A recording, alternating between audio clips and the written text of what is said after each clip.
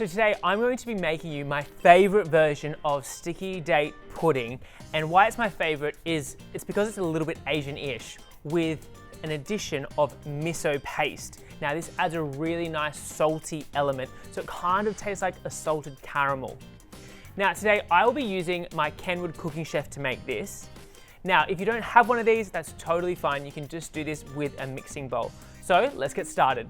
First of all, you're going to need 280 grams of dates. Now, dates, I have a little bit of PTSD from dates from when I was a child for reasons that I will not share with you today, but they're really high in fiber, if you know what I mean. So I'm gonna be adding this to my mixing bowl, like so.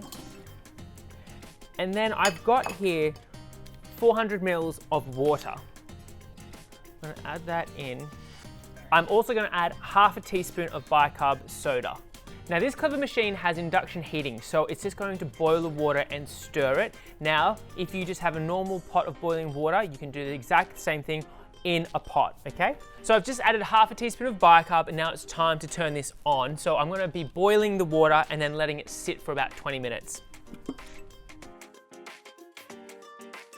So as you can see, I've just taken out the date mixture from the bowl and I'm just gonna let it cool. But while I'm doing that, I'm actually just gonna press it against the glass bowl because I'm trying to just mash a little bit of the dates just so when I'm eating the actual sticky date, you get a little bit of bits and pieces of the date. All right, it's time now to prepare our batter. So what I've got here is some brown sugar. So I'm gonna add about 1/3 of a cup of brown sugar into the bowl, followed by 100 grams of like soft room temperature butter.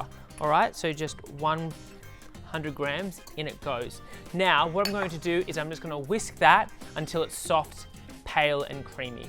Yum. Simply add 2 eggs to the batter, one at a time. Now that's well combined, I'm going to be adding 1.5 cups of self-raising flour, about a teaspoon of vanilla essence, and now for the Asian-ish ingredient, miso paste. Now, you can add as much or as little as you like, but do remember this is quite salty, so I'm probably going to be adding about 1 tablespoon for this mix. Now also, when using miso paste, be sure to choose one that's quite neutral. Don't get the ones with like seaweed and things in it, otherwise that'll make it a very different type of sticky date. Once that's all added, just beat that for 1 more minute. So my batter is all done, it's so light and fluffy now. Now I've got my cooled date mix, so I'm gonna add that in, like so. Water and all. Now I also just tasted the batter before, and I think I like it to be a little bit more salty, so I'm actually gonna add a whole nother tablespoon again of the miso paste. Okay, so I've folded the date mixture all through, and now grabbing a prepared greased tray, which I've lined, I'm just going to pour in the mixture.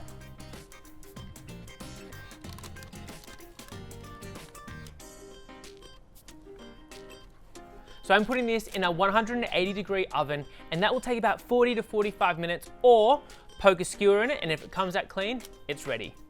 Okay, so now we're going to make the caramel sauce, which is probably one of the best parts about sticky date pudding. So I've got 1.5 cups of brown sugar, adding that in, as well as 100 grams of butter. Now what I'm going to do now is just turn it on, and then we're going to let it boil away and simmer away for about 5 to 7 minutes. From there, we're going to add in some coconut cream. So let's get started. Okay, so our caramel is now bubbling, and now just to finish it off, I've got some coconut cream here. You could use just normal thickened cream, but I just thought, because we're doing Asian-ish, let's do some coconut cream. So I've got half a cup, and we're gonna add that in now.